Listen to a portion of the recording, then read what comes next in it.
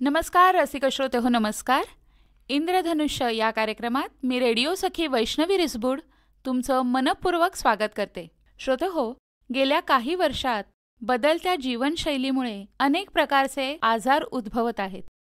जीवनशैलीचा थेट परिणाम शारीरिक तसंच मानसिक आरोग्यावर झालेला आढळतो. आधुनिक जगात लोकांचं राहणीमान, कामाचे तास तसंच तंत्रज्ञानाचा वाढता वापर यामुळे मानसिक आरोग्यावर अनेक परिणाम होत आहेत.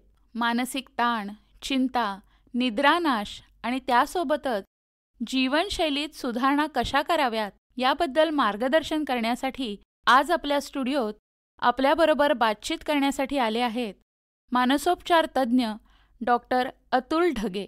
डॉक्टर, तुमचं मनपूर्वक स्वागत. धन्यवाद. डॉक्टर, अतिकाळजी, अतिविचार, अतिताण यामुळे झोपेच्या समस्या उद्भवतात. त्याच्यावर काय आपण उपाय करू शकतो? नक्कीच. आता आपण सुरुवातीला म्हणजे हे पाहताना झोप का कमी झाले हे पाहणं खूप गरजेचं आहे. एक जे नॉर्मल नॅचरल असतं ते म्हणजे आपणच झोपेकडे केलेलं दुर्लक्ष, त्याच्यामुळे हे झोपेच्या समस्या निर्माण होतात.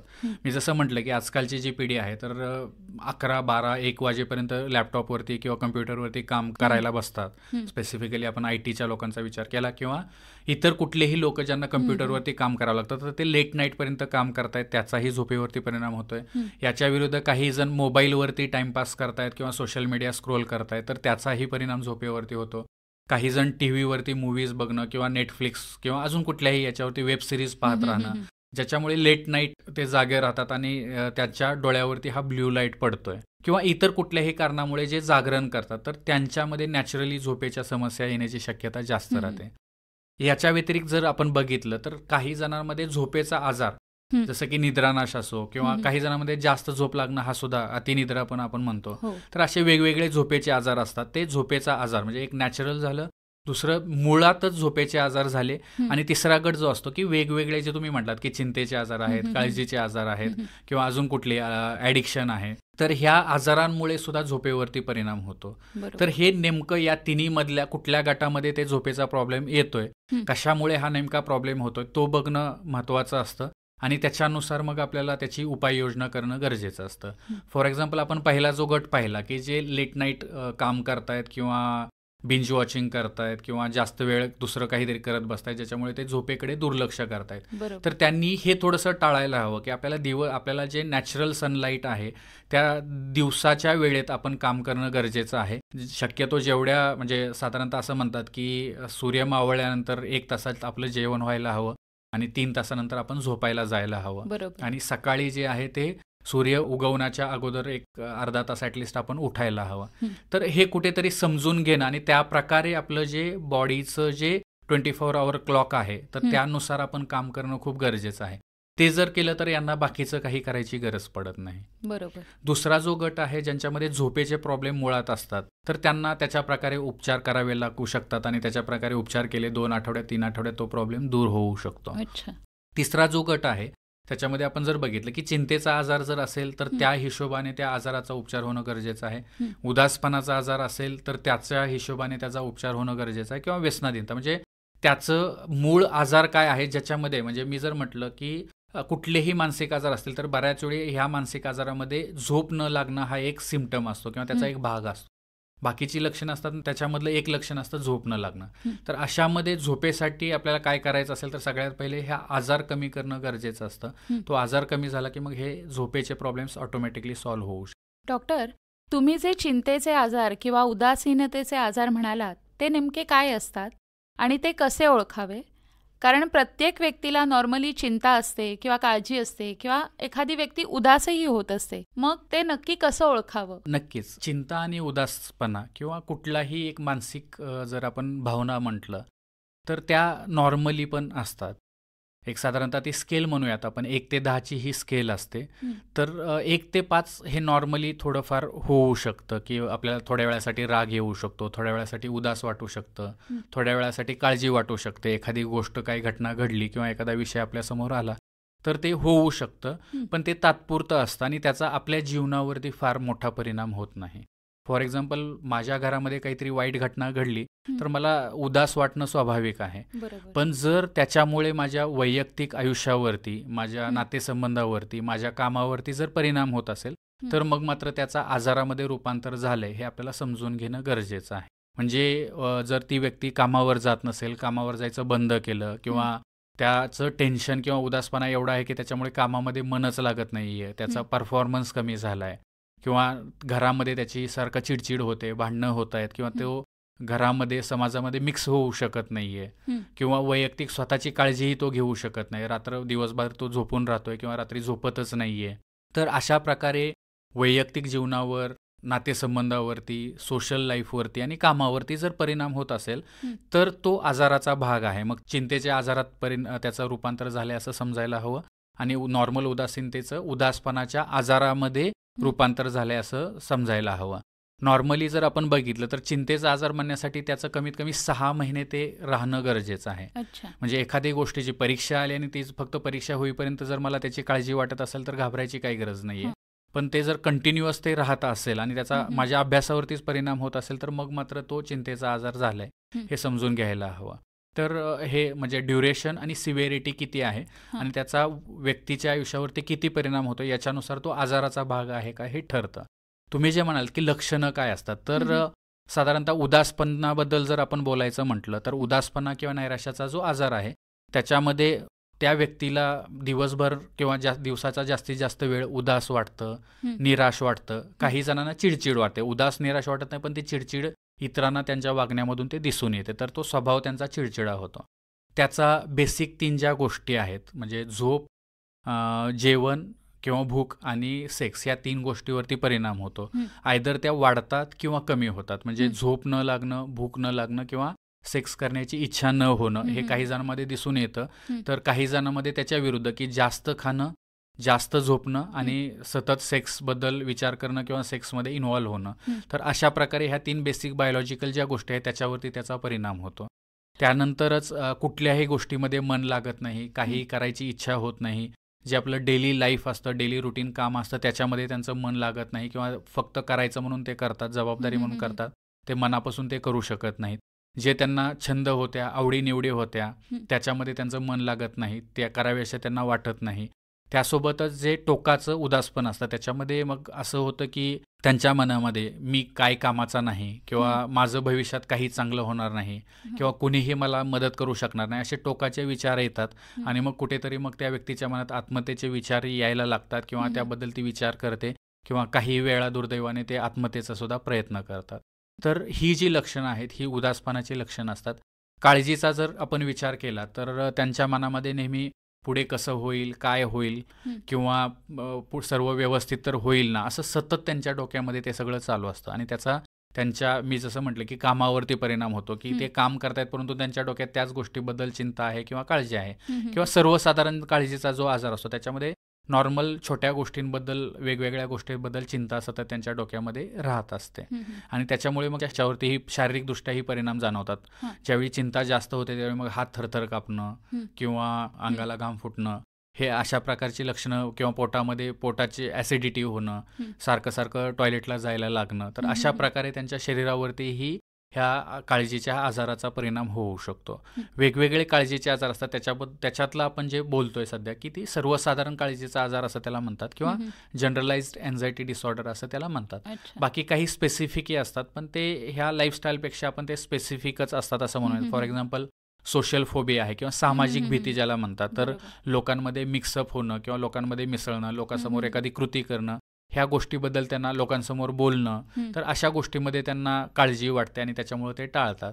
काही जणांमध्ये पॅनिक अटॅक किंवा भीतीचा झटका असं म्हणतात. म्हणजे अचानक त्यांना एवढी टोकाची भीती वाटते की आता माझं काही खरं नाही, मला काहीतरी होणार, धडधड होते, दम कोंडतोय असं वाटतं, पोटात गोळा आल्यासारखं होतं, खूप घाम फुटतो आणि त्यांना असं वाटतं की मला आता वेळ लागतंय की काय किंवा मी पडतोय की काय किंवा मला काहीतरी होणार आहे, माझा जीव आता जाणार आहे. आणि अशा आपण जे अटॅक म्हणतो तो पॅनिक अटॅक किंवा भीतीचा झटका त्यांना येतो. तो 15-20 मिनिटासाठी टिकतो आणि जोपर्यंत डॉक्टरांकडे जात आहेत, ECG करतायत, BP बघतायत तोपर्यंत ते सर्व नॉर्मल होतं. तर अशा प्रकारचा हा पॅनिक अटॅक किंवा तीव्र काळजीचा आजार आपण म्हणूया अशा प्रकारे हे दिसून येतो.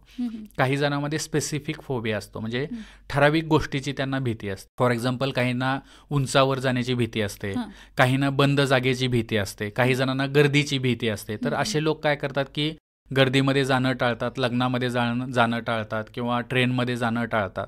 तर अशा वेगवेगळ्या प्रकारचे काळजीचे आजार आहेत. पण आपण सर्वसामान्यपणे जर बघायचं म्हटलं तर सर्वसाधारण काळजीचा आजार हा बऱ्याच लोकांमध्ये आढळून येतो. डॉक्टर, या ताणतणावामुळे वेडसरपणाचे असे टोकाचे आजार होऊ शकतात का? नक्कीच. ज्यावेळी हे ताणतणाव खूप मोठ्या प्रमाणात वाढतात आणि त्यांच्यामध्ये जर अनुवांशिकता असेल, म्हणजे घरामध्ये कोणाला तरी काही मोठा मानसिक आजार आहे, तर त्यांच्यामध्ये सुद्धा, ज्याला आपण वेडसरपणा म्हणतोय, आपण वेडसरपणापेक्षा सायंटिफिक टर्म त्याला स्किझोफ्रेनिया असं म्हणतात आणि मॅनिया असं म्हणतात. तर हे दोन वेगवेगळे आजार आहेत ज्याच्यामध्ये जनरली आपण ज्यांना वेडसरपणा म्हणतो तर हे दोन आजार त्याच्यामध्ये येतात.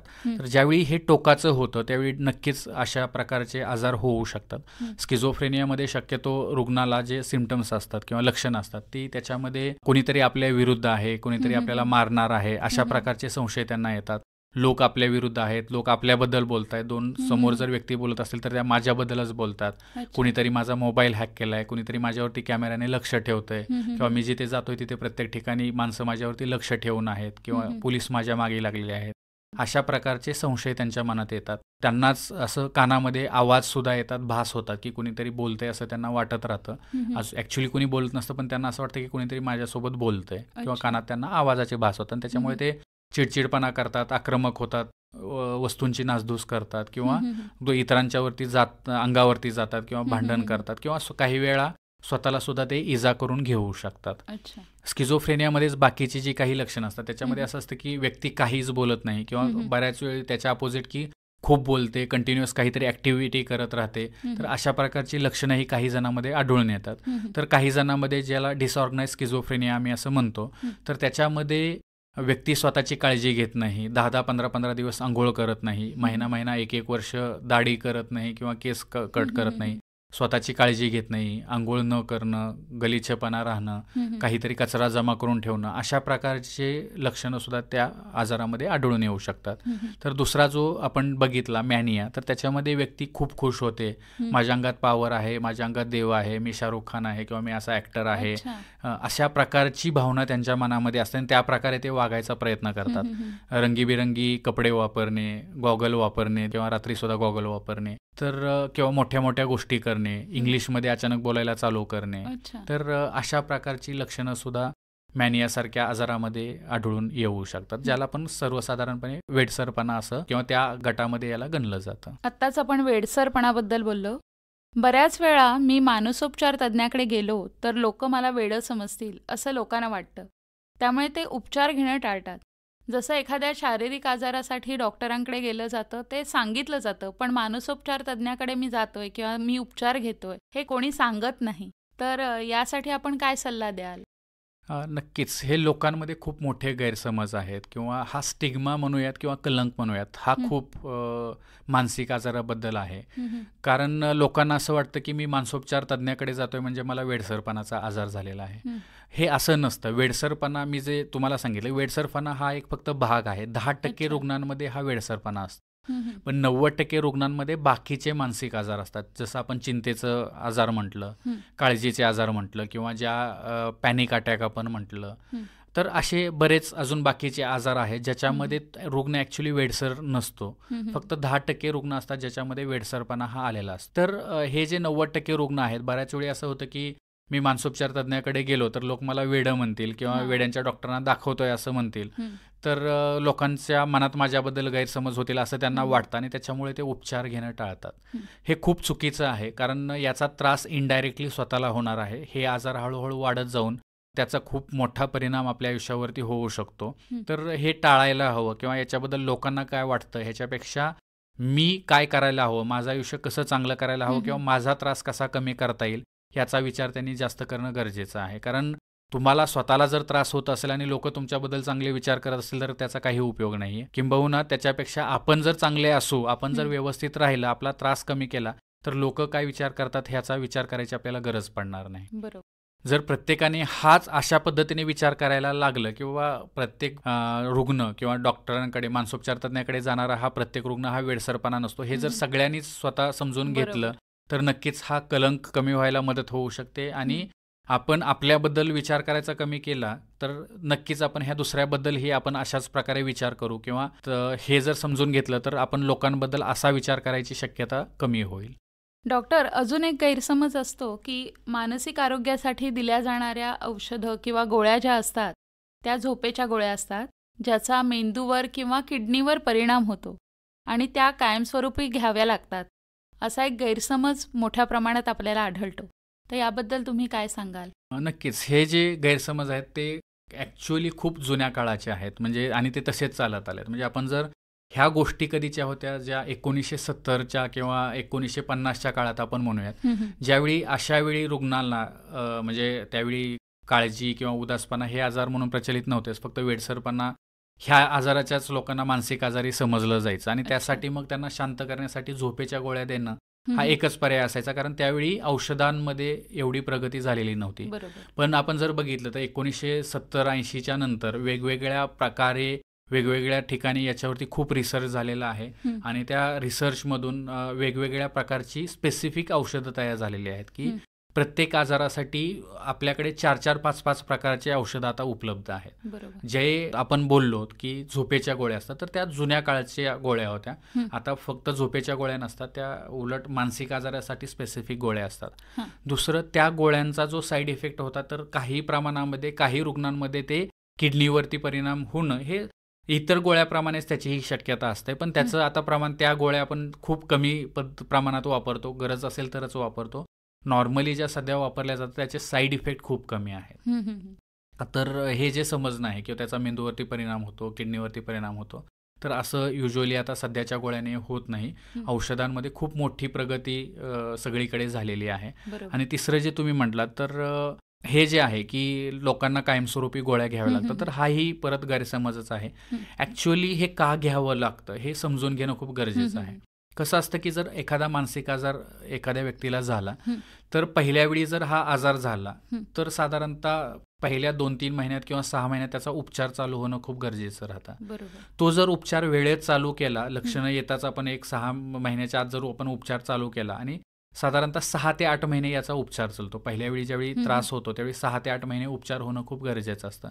तर बरेच लोक हे उपचार पूर्ण करत नाहीत आणि चांगलं वाटायला लागलं की साधारणतः 20 दिवसात 40 दिवसात पेशंटला चांगलं वाटायला लागतं, त्रास कमी होतो. मग तो त्रास कमी झाला की ते असं विचार करतात की आता मी बरं झालो आणि मी गोळ्या बंद करतो. तर स्वतःच्या मनाने डॉक्टरांच्या सल्ल्याविरुद्ध ते स्वतः गोळ्या बंद करतात आणि त्याच्यामुळे मग त्यांना परत हा त्रास व्हायची शक्यता जास्त राहते.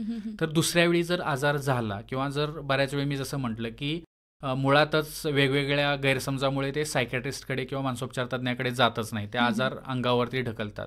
किंवा आपण कोकणाचं बोलायचं झालं तर आपल्याकडे तर म्हणजे गुरुवांकडे जाणं, भक्तांकडे जाणं किंवा अंधश्रद्धेच्या वेगवेगळ्या प्रथा आपल्याकडे आहेत आणि हे उपचार आधी केले जातात आणि ह्याच्यात बऱ्याच जणांचा 1-1, 2-2 वर्ष, 3-3 वर्ष जातात.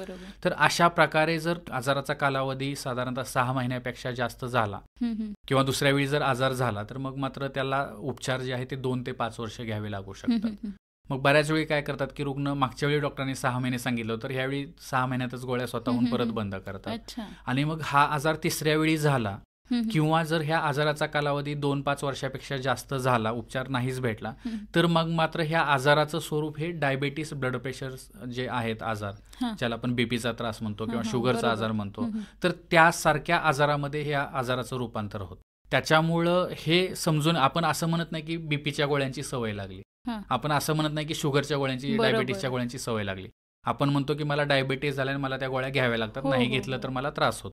तर तसंच ह्या आजाराचं होतं मग की जर आजार तिसऱ्या वेळी झाला किंवा त्याचा उपचार व्यवस्थित नाही झाला किंवा 5 वर्ष जर विदाऊट उपचार गेले तर मग मात्र ह्या आजाराचं रूपांतर हे डायबेटीस, ब्लड प्रेशर सारख्या आजारांमध्ये होतं आणि त्यावेळी मग रुग्णाला गोळ्या घ्याव्याच लागतात. त्या गोळ्या नाही घेतल्या की त्रास होतात. त्या गोळ्यांची सवय होत नाही किंवा तो कायमस्वरूपी घ्यावे लागतात असं नाही, तर आपल्या चुकामुळे त्या गोळ्यांचा त्या आजाराचं रूपांतर अशा प्रकारे होतं की आपल्याला त्या गोळ्या घेण्याशिवाय गत्यंतर नसतं किंवा तो त्याला पर्याय नसतो, त्या गोळ्या घ्याव्याच लागतात.